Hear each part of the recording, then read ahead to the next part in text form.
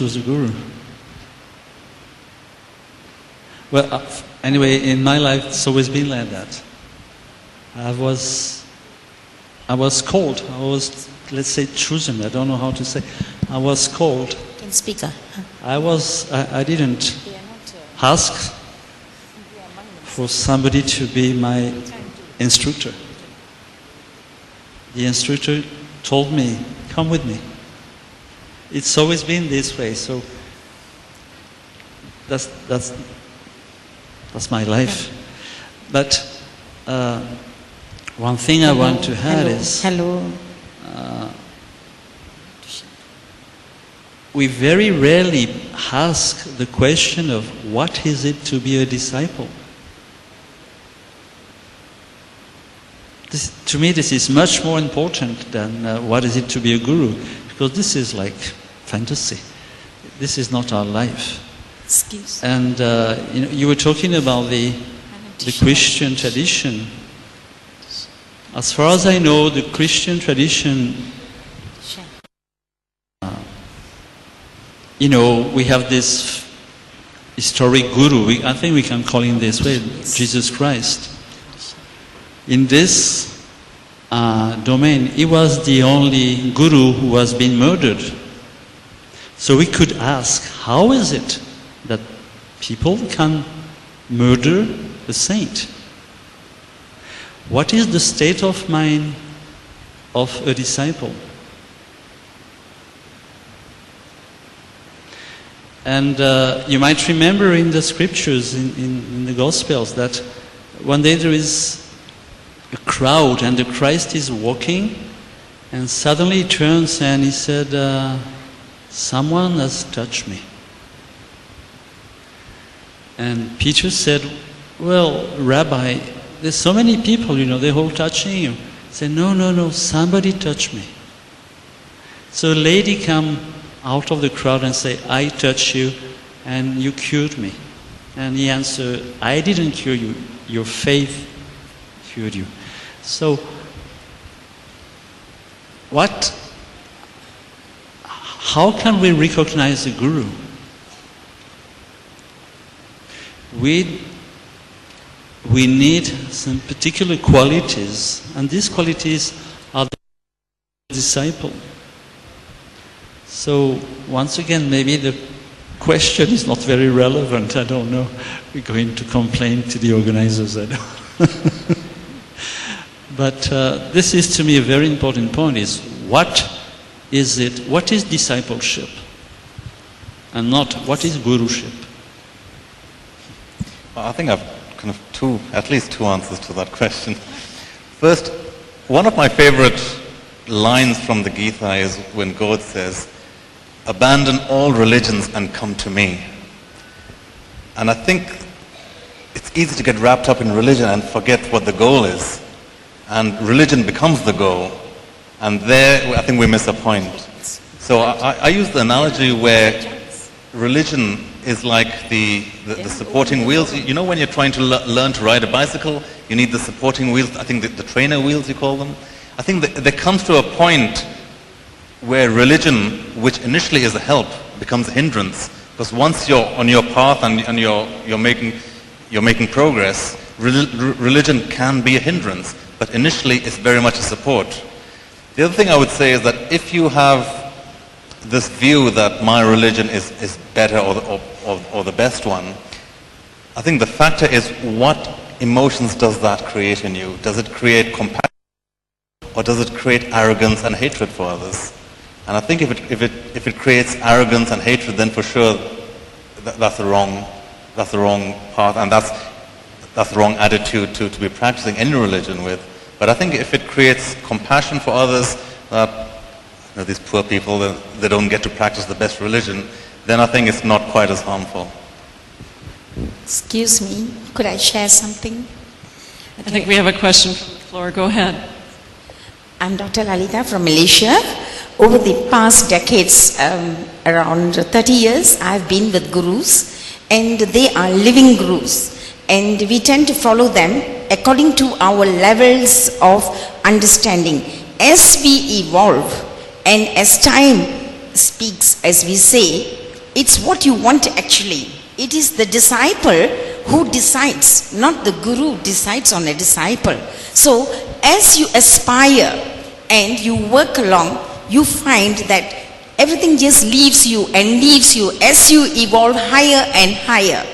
And now I am with an enlightened soul, that is Saint Ramalinga. I have not seen him, but he has shown the way of love and compassion to all living beings, and he has walked his talk. The rest of the masters are still living. So it is what you want, and it is according to how you evolve in your life. So I'm one who's so committed in giving back to the community whatever I can gather. That is my purpose of coming into this spirituality program, just because I want to extract and procure as much as I can so that I can share. So a disciple is not to be defined. The disciple should be this way or that way, or what a guru should be. I think it is more an experience from the inner self. Pure words, thoughts and actions but must synchronize, and you must be pure, and you must really mean from within, from the heart, exactly what you want, and you can never go wrong. Lots of gurus like to tie up energy with me, but when the moment comes, I beautifully leave. And I still respect my gurus when they come back, like Maharaj is one of them. I have a lot of Sri Ganapati Sajnana Swamiji, the Baba was also there. I've been into Hare Krishna, Hare Rama and so many things. It's all rituals, and it's a lot of, a lot of celibacies, I would say. But actually spirituality is realizing your inner self and enhancing your inner self and being selfless in your commitments and your actions. And you should share without any expectations. That's exactly what life is all about. You see, we brought nothing into this world, we'll take nothing. So it is just living a happy, healthy, meaningful life and sharing this universal message with our brothers and sisters. This is all what life is all about. And today, I think all these calamities, tsunamis and so many things are happening to us. Why? It's because we are facing the challenges of the times, and it's a call from God to awaken us from within, not from the external world. Thank you so much. Bye. Thank you. Did you have a question for the panel, or was that just a comment you wanted to share? I think that was just a comment. Sonia, did you have a comment you wanted to make? I'd just like to suggest that rather than analyzing this from some intellectual point of view where we can get lost down the rabbit hole, and everybody will have their own perspective, just look at the end result.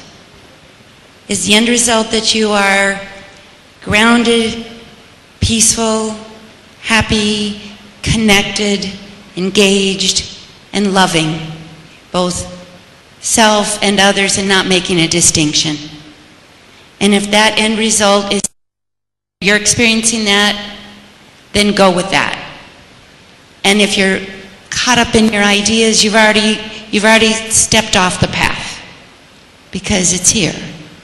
And this is a place where there's not a lot of experiencing the energy of love is more important than thinking about it. That can be secondary to train the mind, but do anchor into the experience. And let that be your touchstone for whether or not you are in a connection that serves you and the planet. Thank you. So I'd like to take it out to the audience once more. Are there any more questions or comments? Thank you.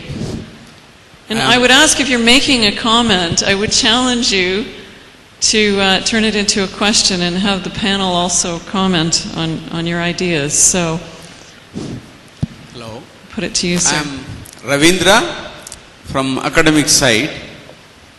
Just it's the point just I would like to say is, see, every academician who says that 2 into 2 is 4 is not real guru. He has to choose who has the required passion. So who can be right guru for you. In the same way, we have to definitely go who can fulfill what exactly you want to learn from him. That's it. To put in simple words, Vivekananda used to ask every guru he meets, did you ever see God? And he touched a number of people. Nobody could answer him positively. So he simply left all those people who could not answer him positively. And there he could find a guru in Ramakrishna, and he has become a guru naturally to him. So that way, one has to definitely find his own guru. Of course, at times, even guru himself finds his own shishya also. And nowadays, it's something like a network marketing is going on in his guru's world also.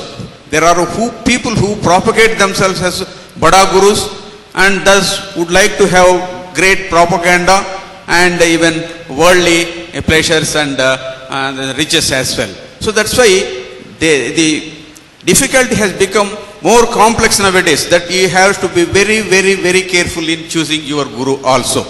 And it is not an equal equation with selecting your own what you call life mate.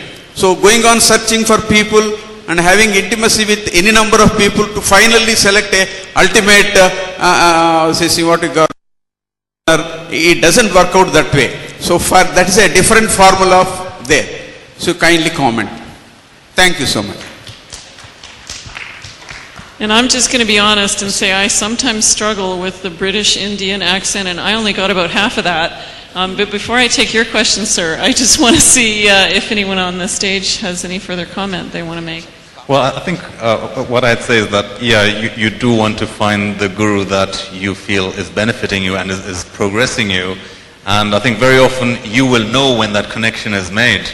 Sometimes the connection is made for you, just by chance someone introduces you to the guru, and it seems like a chance, but it was meant to be. Sometimes you will feel the energy. But the other thing I would say is, at the end of the day, it is also your responsibility to do something. You can't always blame the guru for not being the right guru. You also have to do something yourself, and you have to take the action, you have to make them commitment, you have to show compassion, and you have to make some changes and some effort yourself. The guru won't always do everything for you. Hello. Go ahead. First of all, I'm Anand from JBREC. I would like to ask a question, not a comment. Here, I know about Sant Kabir from my grandfather. Sant Kabir says, तीन लोक नौ कंड में गुरु से बड़ा न कोई, जो करता करे न कर सके सतगुरु करे सो होई. पत्थर में पूजू पहाड़, इससे तो चक्की बली पीस काए संसार. So my grandfather has told me about Sant Kabir. I knew about Sant Kabir. But there are so many people who don't know about great saints. Then how should a disciple identify a guru? What qualities should a disciple find from a guru in order to make him a guru? So how can a disciple identify his guru who can lead him in a better way? That was my question. All right. Are you a software engineer by any chance? No, I'm a student, third year. Because it's not a flow chart. I don't think you can say, okay, I'll first check quality 1 done and quality 2. I think it's a more subjective quality that you know when it's the right connection. I know that doesn't help answer your question. You're looking for like check boxes and yes and no. But I don't think it doesn't work that way. I think when the connection is made, you feel it. Hello. Can we say Guru is just like catalyst in the chemical process of personal transformation, number one thing. And Guru is confined to just human form, or it can be in the form of any literature or in ritual or in place. Sorry, can you say that again? I think the sound doesn't seem to be coming this way very well for some reason. Can you just say that a bit slowly again, please? Yeah, okay. Can we say a catalyst in the process of personal transformation? This is my first question. And second one is that Guru is just confined to the human form, or it can be in the other form, say literature or any ritual or any place. So I think what you're asking is, in the context of, is it better to choose one guru or be someone who learns from many? The guru can be the catalyst to your personal transformation. I didn't quite I apologize, there's a little bit of an echo on stage. I didn't get the last thing you said. Would you repeat the last sentence? Those have to be human. Now, whether Guru is confined to just human form, or it can be any literature, any book, or in any other form also. Can you repeat it? Can you please repeat it? Well, I think the question, well, the first question is a guru a catalyst to your journey? And the second one is, does your guru have to be a person? Can it be a book or some other source of wisdom? Thank you. Okay. And, so I'd like to ask the panel to comment on that. But there's something we should not forget, that it is also a love story. And love nobody can understand what love is. So sometimes we put questions where we will never have any answer. And we should not forget that it is also, mainly from some of us, a love story. And love has no reason. So when it comes, it comes. And we don't know what to do with it. We just have to live it. And sometimes in the love story, you understand what you have to do only because you forget yourself. And we might face someone that we call a guru who is totally forgetful of himself or herself. But we don't know. And as far as there is a feeling of being loved, and that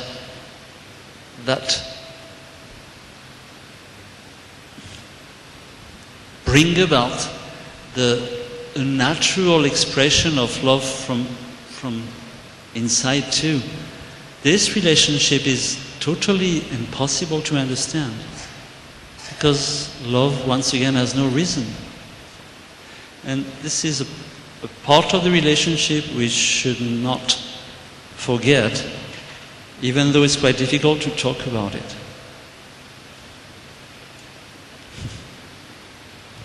Sir, may I speak a few words? Taking the point my friend mentioned, it is not necessary to have a human guru.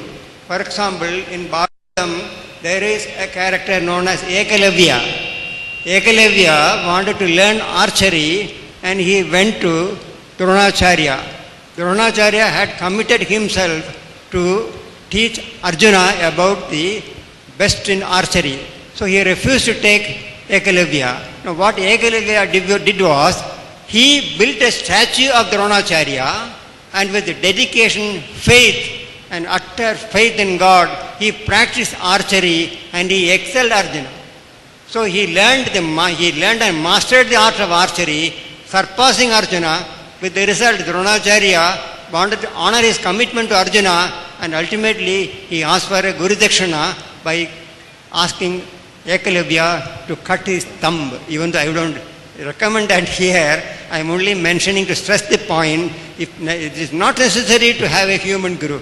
Then Bhagavatam mentioned, Mahabhagavatam mentioned the 24 gurus. We can learn all, we want to let noble thoughts come to us from all sides. That is what Rigveda says. So Bhagavatam mentioned there are 24 gurus from the sun, because sun distributes light equally to all without any discrimination. You can learn from the cow, because the cow is a ultimate in giving kindness, because what we give is only fodder, what we don't need, but it gives us milk, ghee, etc. So it is not necessary to have a guru.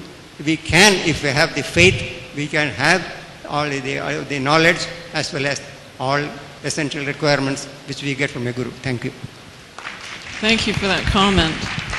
Does anyone have further comments? Also, I would say, if, for example, a book can be your guru, but it needs to be a very special book. I could say that the Gita has been my guru, but I would say it's a combination of the Gita and meditation. And the Gita talks about meditation in chapter 6. It does talk about how to meditate and what to do. But if you do that and you read the Gita, and every time I read the Gita, I feel I've got a new level of understanding. So I would say yes. My first reaction was, well, no, I think it has to be human. But the more I thought about it, I think you can progress with the right, if it's what I'd call an enlightened book, and I think even the Bible is probably, I would put it in the same category.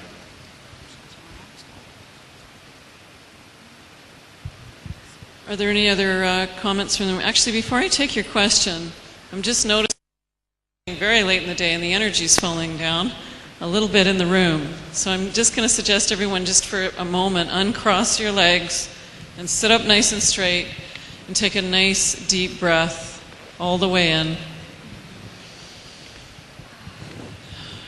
And then let the breath back out. And just remember that we're not here just to learn about spirituality, we're here to live spirituality. So let's take another really deep breath. And just feel the presence of your own source, your own higher consciousness. And let the energy of that flow back into you. And I just want to really honor your commitment to staying here to the end. Because it's through commitment and the action toward commitment that you really do attain those deeper levels of spirituality. So thank you for your commitment. I have another question for the floor. Thank you. Yeah, my question is, who is greater, Guru or God? I'm just going to get you to point the mic a little bit more toward your mouth, just because it's not quite picking up the sound. Who is greater, Guru or God? Okay. Yeah, my question is, who is greater, Thank you. Guru or God? My own take on that, Guru is greater because he leads the disciple to God. But yet, I would like to ask the question of the panel members, who is greater, Guru or God? Well, I would play with that question and say, do you mean more useful or do you mean greater? I think for many people, Guru is more useful because God is just too far away and too subtle a concept or being. But in terms of power and qualities, or I would say God is by far greater than a Guru. But I think in terms of someone's own personal growth, I think a Guru can be more powerful than trying to reach God directly. That's my view anyway. For me, it's simply a question of which is more important, the chicken or the egg. Hi, this is Tushar. If a person is confined to one guru, he will lead a stereotypic life. What do you comment on that? Sorry, say that again? If a person is confined to one guru, he will lead a stereotypic life. What do you comment on that? Yeah. He will get what? I'm sorry, we had a sound issue there, so he will get what out repeat of the life? question one more time? Say, is born in Christianity. From the childhood, what all he knows is Christ, and what all said, he is nurtured by that environment, and he blindly argues that that is the only thing that is existed. If he is born in a Hindu family, he does the same thing. My question is, if a person is confined to one guru, he is confined to that particular arena that is created by his environment.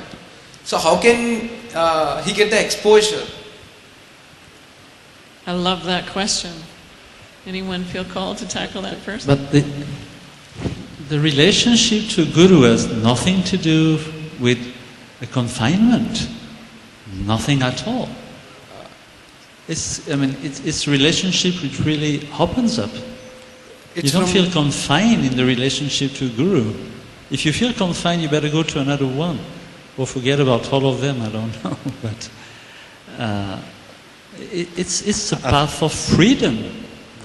I think the experience with the Guru is not about what the Guru knows. So you're thinking, well, one Guru knows A and one Guru knows B, so there's a gap, and then how do I make sure that I've covered everything? But the relationship with the Guru is about developing your... It's not about acquiring knowledge.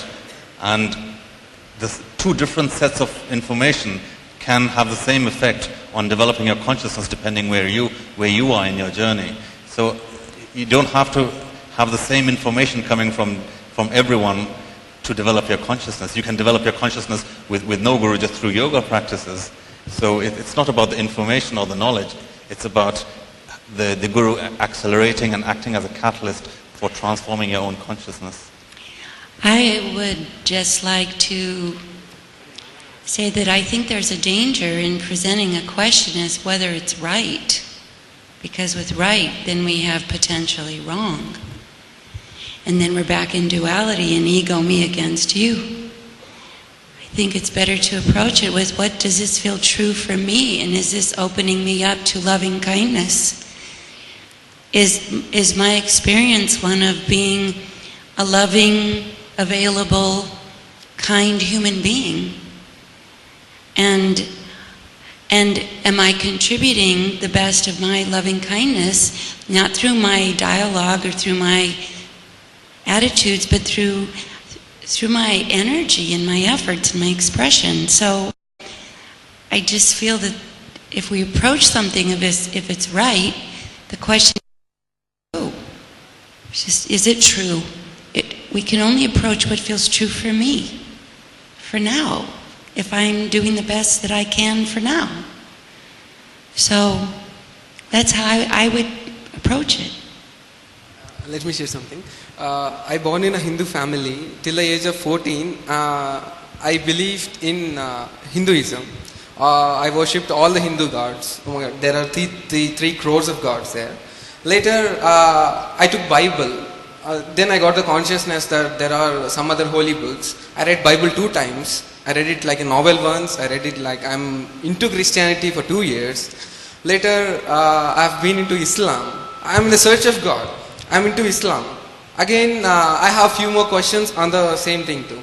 Later, I got into the Buddhist method, which is Vipassana. I'm totally confused. I'm confused that what is right and what is wrong.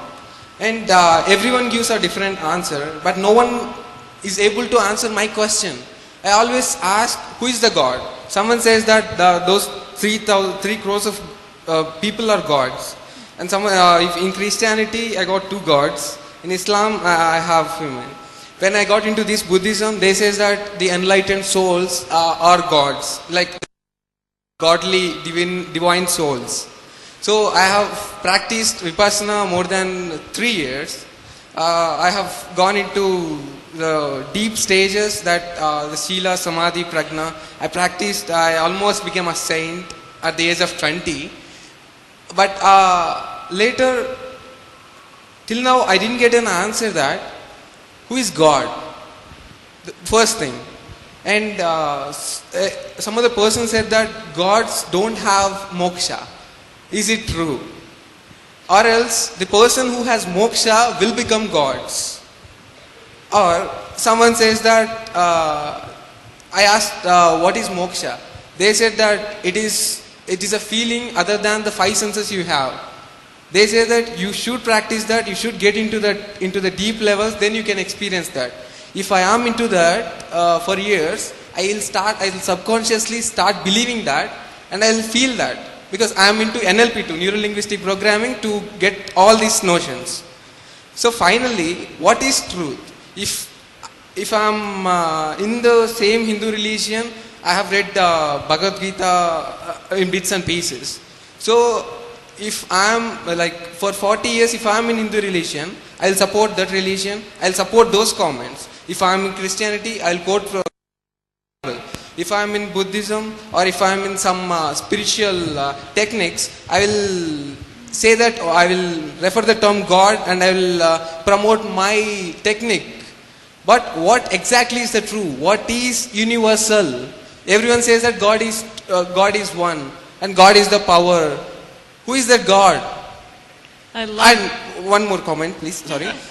The thing is, people are they are so bothered with their problems. They are also called sanskaras, also called karmas. They, from the childhood, they lived a life that is not a life at all. All of a sudden, they will get 3-4 lines which may change their life, or else they will sit for a meditation for an hour and they feel so relieved, And they say that the person who said the line to sit to meditate, he will become a Baba, he will become a Guru, and all of a sudden they start worshipping him. The thing is, person who don't have an ego, the person who only speaks truth, the person who always go in a positive way, he is a perfect soul. The thing is, when we contrast the ordinary soul from a person who is perfect, he will look as a divine soul. Like a perfect soul will always be there. Other than who is God? What is the way to reach him? I'm in search of that. I'm so excited by your question. I love it. And I can just feel the energy behind me that all three of you are chomping at the bit to take this one on. Go ahead. Can I give you a personal answer? Sure, sir. Can I give you a very personal answer? Sure, sir. Okay. So, if you ask those questions to yourself, do you really think that somebody is going to answer you? If you seriously put that question within you, do you really think somebody is going to answer your questions?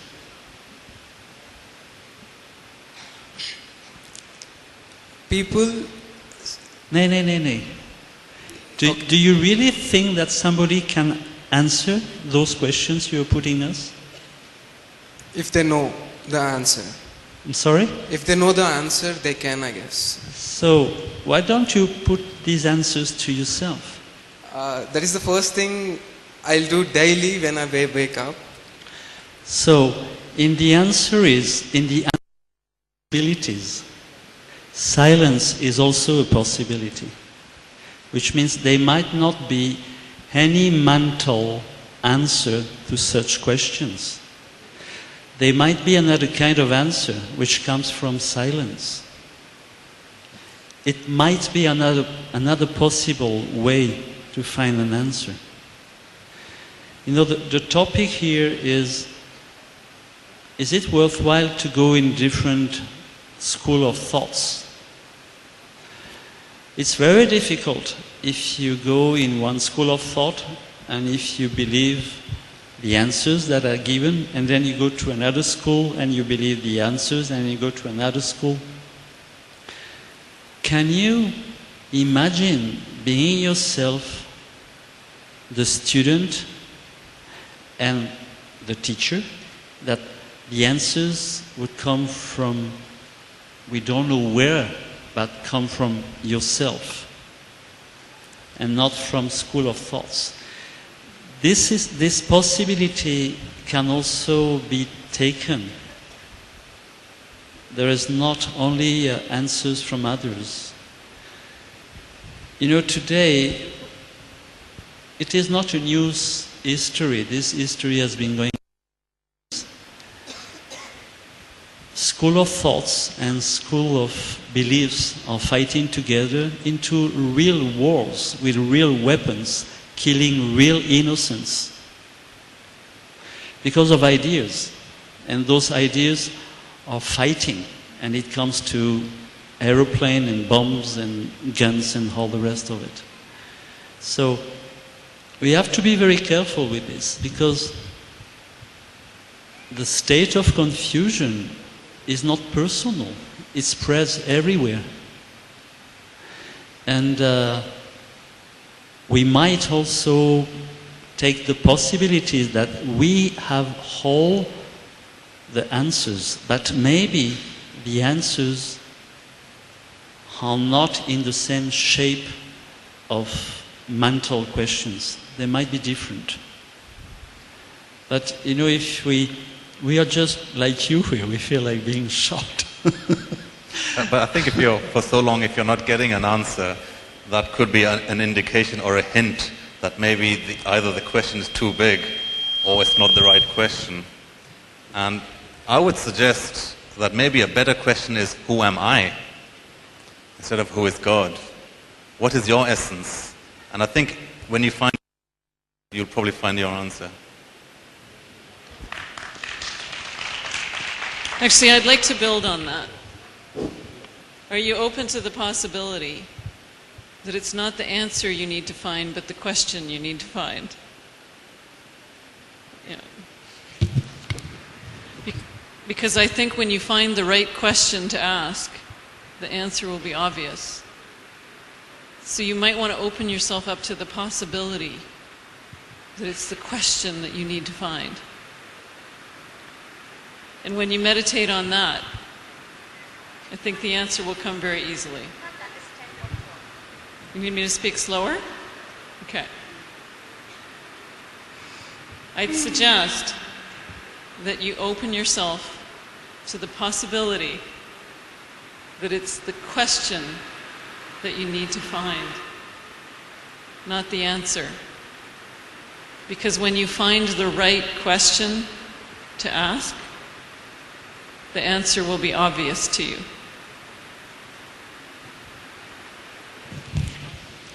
And I think everybody has shared beautifully and reflected beautifully, so that there's really nothing more to say. Sorry, one more thing I wanted to say. When we were talking about different religions, I've read the Gita and I've read the Bible, and I would say 90% of what they say is the same. They both talk about compassion, about focus, about sacrifice, about faith, about God, and about love. 90% of it is the same. And if you think that only 50% of it is the same, meditate a bit more and then read them, then you'll find that they are 60% the same. Meditate a bit more, then read them, you'll find that 70% of it is the same. It's a question of where you are coming from and what level of consciousness, and that will define what wisdom you will see. And you will see the connections that you maybe don't see today. So I would say a lot of this difference is a myth that people have created for maybe human and political reasons rather than based on substance.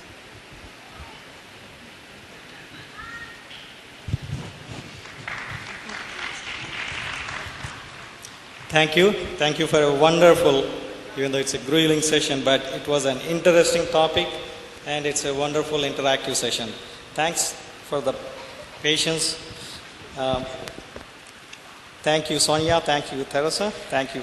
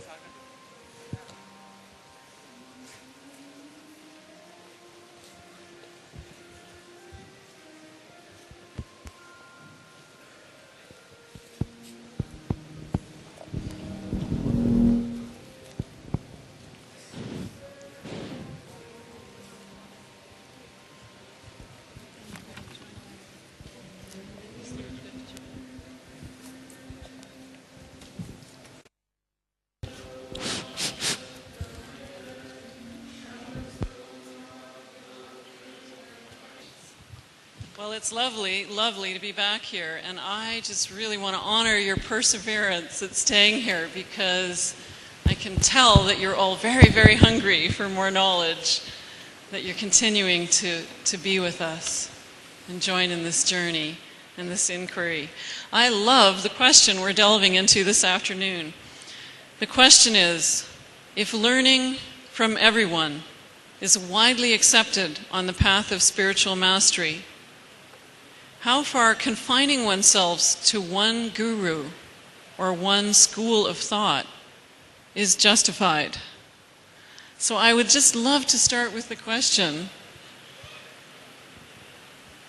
if we have one guru, many students, why not one student, many gurus? And maybe I would turn to you, my friend, to start. I'd love to hear. I'm a bishop. I had a chance of live with what we call gurus, or enlightened beings. And the first thing I want to share with you is that the first person I met, she was a great saint. She was Sri Anandamayi. And when I met her, I suddenly realized that my desire could be a reality. And that was the big, big thing. That is, in those days I was looking for a state of joy, and I was pretty much wondering, is that really existing?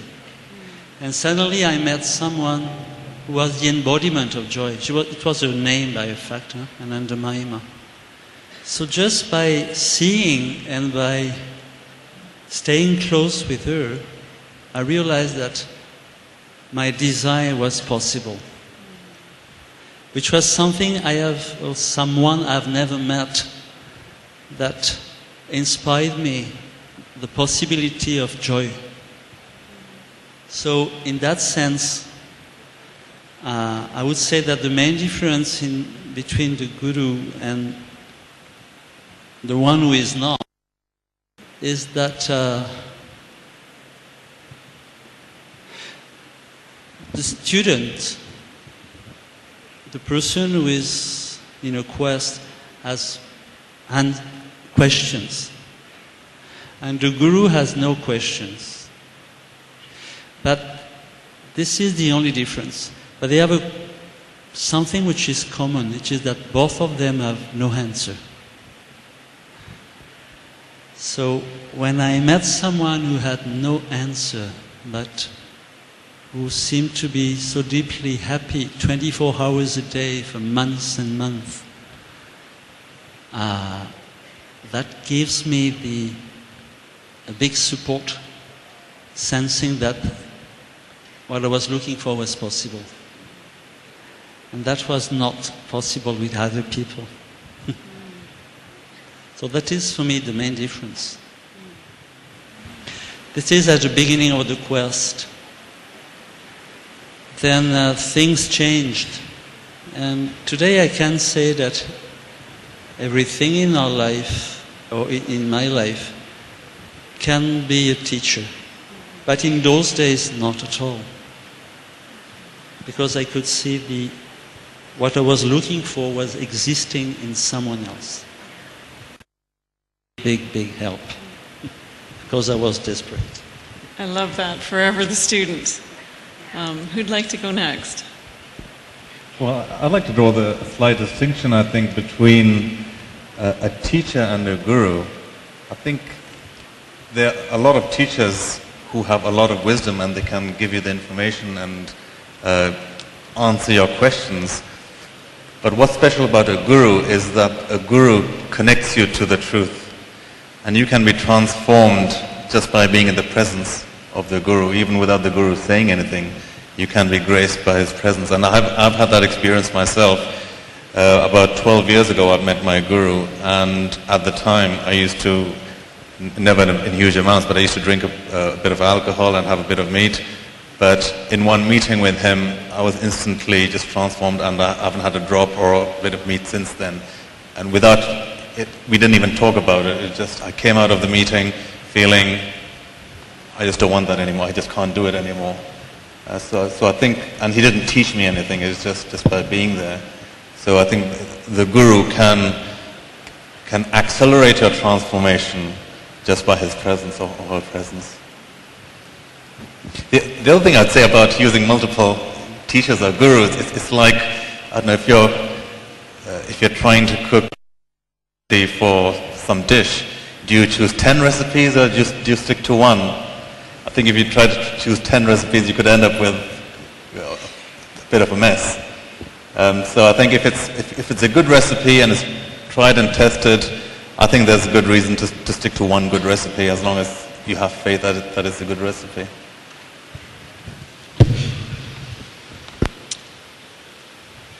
My response is that it depends on who you are as much as who you're with. There are some of us who have the privilege and the benefit and the call to connect with a beautiful guru who can transform your vibration. Because by nature, human beings entrain to the frequency that they're around, and there's not many who have accomplished the capacity to hold a frequency at such a high level, but when you do, it's so powerful, it does shift and transform very often instantly. And then the benefit of following is to learn to hold that frequency yourself. That said, it's not accessible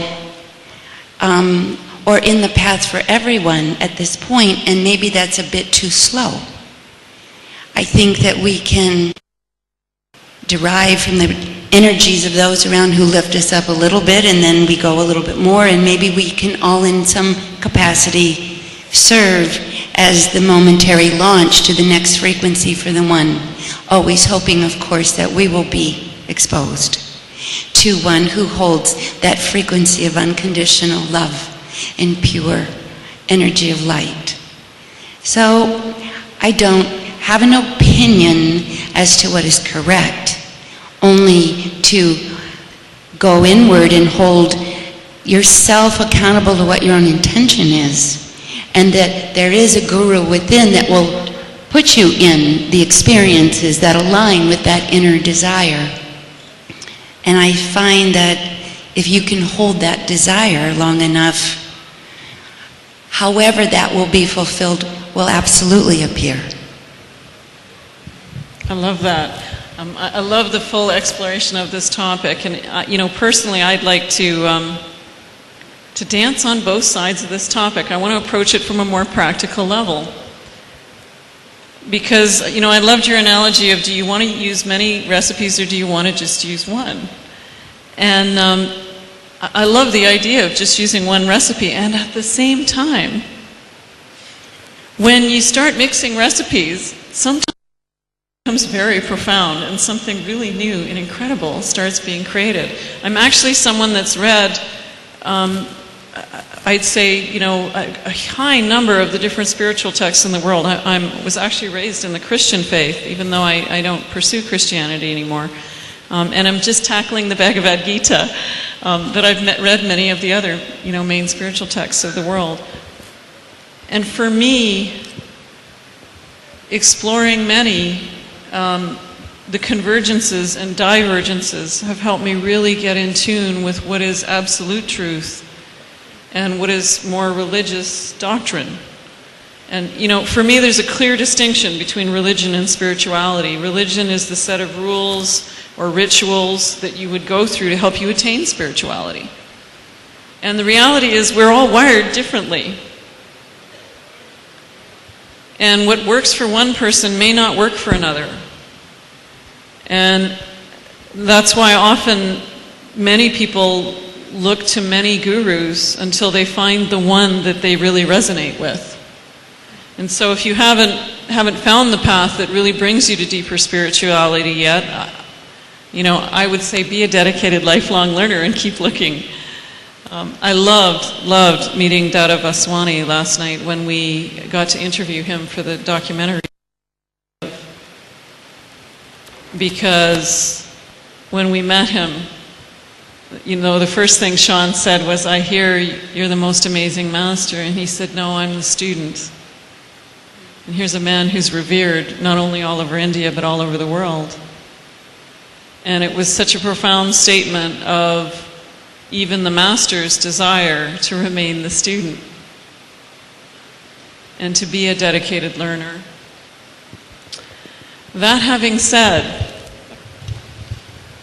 I believe there's a level of exquisiteness, and I'd love for the rest of you to comment on this, so I would throw this out to you as a question. In the same way that there's a difference between a man and a woman who just date, or a man and a woman who might live together and not get married, and when you get married, there's this level of exquisiteness that you can go to. The commitment creates a different level of intimacy, a different level of attainment. Similarly with friendship, when you finally make that choice and say, you're my best friend, I would crawl through glass for you. I would fly around the world for you, I would do anything for you. There is a different level of attainment, a different level of intimacy, a different level of spirituality available when that heavy commitment is made. So I would just ask each of you to comment on that. How important is it to commit to the one path and really marry yourself to that path in order to get to that really high level of intimacy with spirituality, with God? Well, I think there is a magic in commitment, no matter what it is. If you have a goal, if you mentally commit to it, it's different from just saying, I'm going to do that, or I want to do that. When you commit and decide, this is what I want to do, this is my covenant in front of God, that I will be with you for the rest of my life, that has a different flavor to it, and it transforms you, and it transforms your attitude, and it transforms your energy. So I believe commitment is a very strong and very powerful energy, and the Gita talks about commitment a lot, that being committed and dedicated to no matter what your goal is, I will build your faith, and I will give you faith. And that is what God said to Arjun. So I think there's great power in commitment, for sure. Does it mean that the topic is not exactly the good one? That the topic should be how to be a disciple? Well, I was reminded, when you mentioned the Gita, I was reminded of a question that Arjun asked Krishna.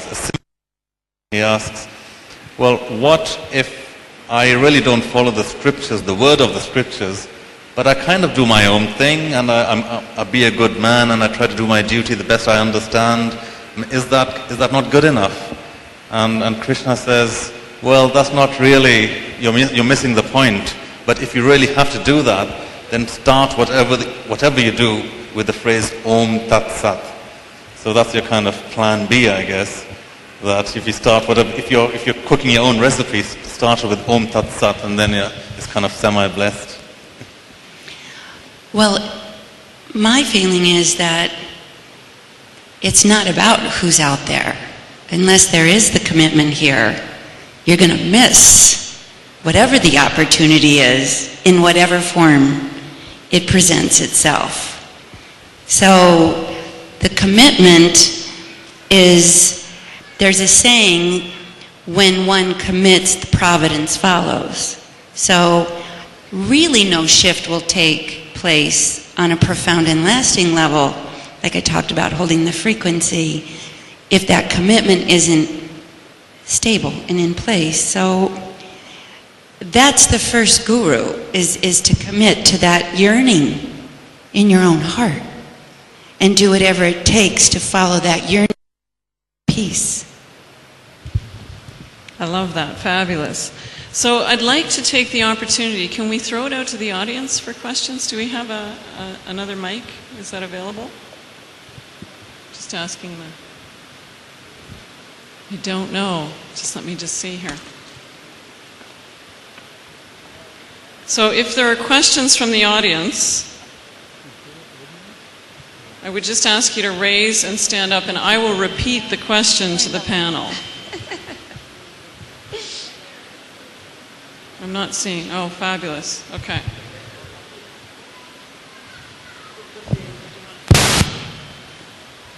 So please, answering this question, I have my view that as long as all the gurus, they speak about one God, just like different streams of rivers merge in the same ocean, if all the gurus with their content relate to attaining God, there is no, nothing wrong in having different gurus, because we are taking the content.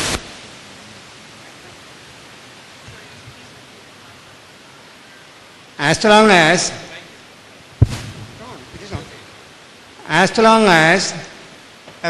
different gurus talk about the same one and only God, which is the supreme power, and just like different streams of rivers merge into the same ocean, and the contents are the same, though interpreted in a different way, there is nothing wrong if we have different gurus, because it may not be possible to have the same guru always. It may not be possible to have the same knowledge from the same guru. So it may be necessary to have different gurus out because of the interest in the subject as well as because one's inquisitive enough to attain Lordhood. In conclusion, there is nothing wrong if we have more than one guru. Okay, thank you. So I just asked the panel to comment on that notion then, that if all the gurus are taking us to the same God, and we're all swimming in the same ocean, does it matter what beach we choose to dive into the ocean from? Well, once again, what we mean by guru. I mean, if you take, as you were saying, the relationship between husband and wife as a transformation or a spiritual path, well, let's see. I don't know for how many of us it has worked, but or it is working. But as soon as we're talking about, or we're using this word as a guru, what mainly happens into that relationship, it is that we are facing somebody who sees very deeply, sometimes deeper than ourselves, in the life in general. And through that seeing, this is what you call darshan, being looked at. Through that, this seeing, this capacity of seeing, if that person is ready to give answers, most of the time they're very, very accurate answers and they work. I don't know how they do, but it works. And that's a very big difference with anything else. Now, of course, if we are blessed living with a husband or wife who has that capacity, might be difficult to live with, but who had that capacity. The title of guru is not important. The relationship is important. And if the relationship opens up to the vanishing of the sensation of being separate, or being isolated, that person, we're going to look at him or her as a guru. Because our sensation of being separated has gone. Either through his or her presence, or teachings, or friendship, or love, whatever the way it is. But as far as one person or any situation helps your sensation of separation to vanish, that thing or that person can be called a guru. But it does not absolutely to be some fancy person dressed in a fancy way or in a particular situation. Anything can be. If it works that way, we can call it a guru.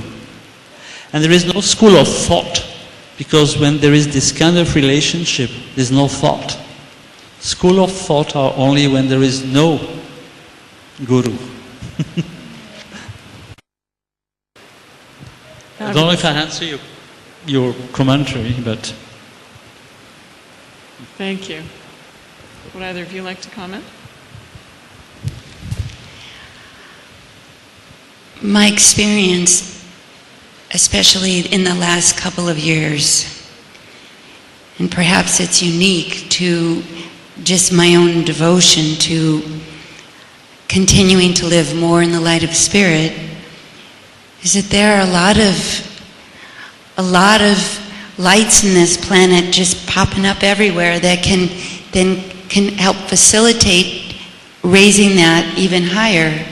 So I would never say that I'm going to be unavailable to further experiencing from any source or any place, that elevation of heart and spirit, I will always make myself available to that and be prepared to have it present.